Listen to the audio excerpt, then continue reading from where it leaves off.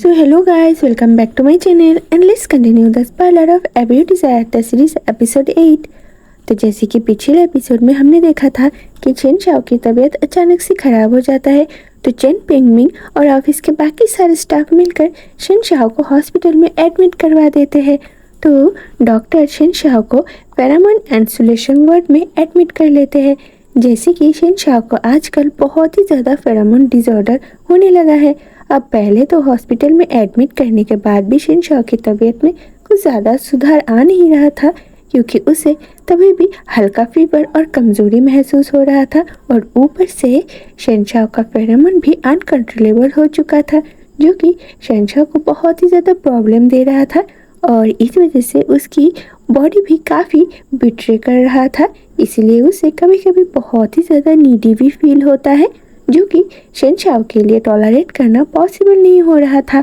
अब Shane Shao के इस फेरामोन डिसऑर्डर से चैन पिंगमिंग को भी कभी कभी प्रॉब्लम हो जा रहा था, जो कि एक बेटा है। तो ऑफिस में जो ओमेगा और लो लेवल अल्फास है, उनको तो और भी ज़्यादा प्रॉब्लम हो जा रहा था और उन लोगों का हिम्मत नहीं हो रहा था वो लोग शेन शाओ के सामने जाए। इसीलिए शेन शाओ के आसपास से इन लोगों को हटाकर बीटास को अपॉइंट कर दिया जाता है, ताकि किसी को भी कोई भी प्रॉब्लम ना हो। पर एक हुआंग ही है जो हर दिन शेन शाओ से मिलने के लिए आता है, तो शेन शाओ को ये सोचकर डर लगता है कि कहीं वो हुआंग को हर्ट ना कर दे।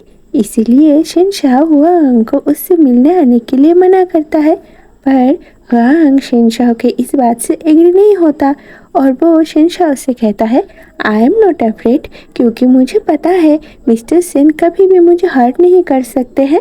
अब हुआंग की ये बात सुनकर शेन शाओ अम्यूज्ड हो जाता है और उससे पूछता है, मैं कैसे तुम्हें हर्ट नहीं कर सकता हूँ? मैं तुम्हारे जैसे 10 लिटिल ओमेगा को एक साथ हैंडल कर सकता हूँ। हुआंग का ओस्ट पकड़कर उसको अपनी तरफ खींचकर शेन शाओ कहता है। अब शेन शाओ की ये बात सुनकर हुआंग का एक्सप्रेशन डार्क हो जाता है, क्योंकि उसे ये बात बिल्कुल भी अच्छा नहीं लगता कि मिस्टर सेन उसके अलावा भी किसी और को चाहते हैं।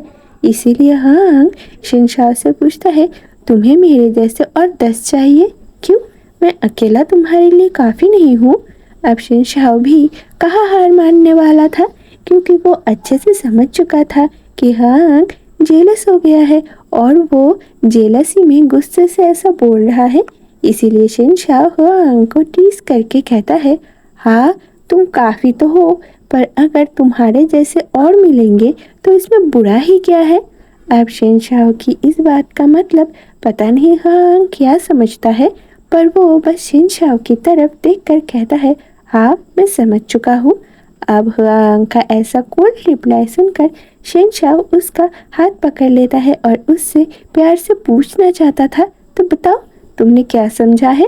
पर उनके इस प्यारे से नोकझोंक में खलल पड़ जाता है, क्योंकि तभी डॉक्टर रूम का दरवाज़ा खोलकर अंदर आ जाते हैं और शेन शाओ से कहता है, आपकी तबीयत पहले से बेहतर हो रहा है, तो अगर आपका फेरोमोन प्रॉब्लम ऐसे ही कंट्रोल में रहा तो हम आपको 1 वीक ऑब्जर्वेशन रखने के बाद डिस्चार्ज कर देंगे। तो ये सुनकर शेन शाओ का मूड अच्छा हो जाता है और ऊपर से वो ये भी नोटिस करता है कि जब हुआंग उसके साथ होता है तब उसकी तबीयत काफ़ी अच्छा रहता है। तो शेन शाओ को लगता है कि ये हुआंग के ऑर्किड फेरोमोन की वजह से है।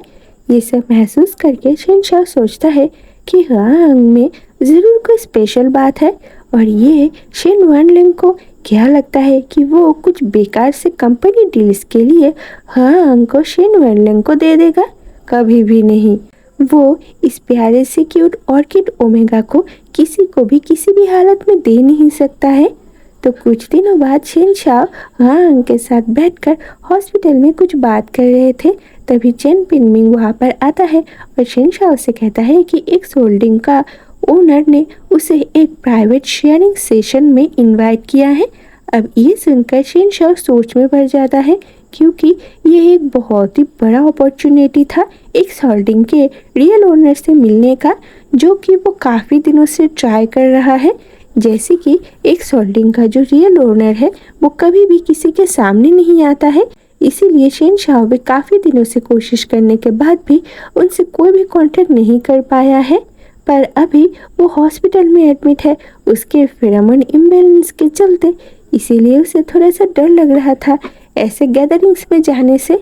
पर जैसे कि वो ये मौका गंवा नहीं सकता था, इसीलिए शेन शाओ जाने के लिए एग्री होता है और चेन पिनमिंग को इसके लिए पेपर्स प्रिपेयर करने को कहता है। अब ये सब सुनकर हांग के फेस पर एक अजीब सा स्माइल आता है, जिसको देखकर ये अच्छे से समझ में आ रहा था कि वो कुछ बड़ा प्लान कर रहा है। अब शेन वनलिंग को जब इस बारे में पता चलता है तो वो हुआंग को फ़ोन करता है, क्योंकि उसे भी ये विश्वास नहीं हो रहा था कि हुआन शेन शाओ को एक ओमेगा की तरह ट्रीट करने वाला है। अब एक एस क्लास अल्फा के लिए एक बहुत ही बड़ी बात है कि उसका बॉडी एक हीट ओमेगा की तरह रिएक्ट करे। तो शेन वनलिंग को जो हुआंग से पता चलता है कि वो क्या करने वाला है आगे, तो उसका दिमाग फट जाता है ये सोचकर कि ये हुआंग इतना ज़्यादा क्रेजी कैसे हो सकता है। इसीलिए शेन वनलिंग हुआंग को कर्ज करके कहता है, क्रेजी बनने का एक लिमिट होता है।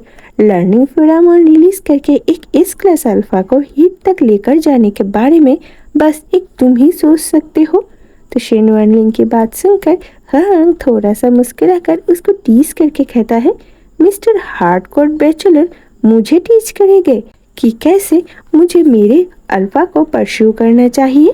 तो हुआंग की ये बात सुनकर शेन वनलिंग उससे कहता है, मैं कोई तुम्हें टीच नहीं कर रहा हूँ कि तुम कैसे अपने अल्फा को ट्रीट करोगे, मैं बस इतना कह रहा हूँ कि ये पागलपन है। शेन शाओ को अगर ये सब पता चलेगा तो पता नहीं वो क्या सोचेगा। तो हुआंग कहता है, मैं मेरे मिस्टर सिंह को बहुत ही अच्छे से समझा सकता हूँ, तुम बस फ्राइडे के लिए प्रिपरेशन करो जब मिस्टर सिंह के साथ हमारा प्राइवेट मीटिंग होने वाला है। ये कहकर हांग फोन काट देता है, क्योंकि वो शेन शाओ के लिए फूड प्रिपेयर कर रहा था। जैसे कि उसकी हालत अभी भी कुछ खास अच्छी नहीं है और कुछ देर बाद शेन शाओ भी ऑफिस से घर आने वाला है और तब हांग अपने मिस्टर सिंह के साथ क्वालिटी टाइम स्पेंड करना चाहता है। अब इधर शेन वनलिंग फोन काटने के बाद बहुत ही ज़्यादा हैरान हो जाता है ये समझने के बाद कि हांग शेन शाओ के साथ आखिर करने क्या वाला है, और उसे अब शेन शाओ के लिए बुरा भी फील होता है, क्योंकि वो भी एक एस क्लास अल्फा है और अगर उसके साथ ऐसा कोई करेगा तो उसको भी बहुत ही ज़्यादा बुरा फील होगा।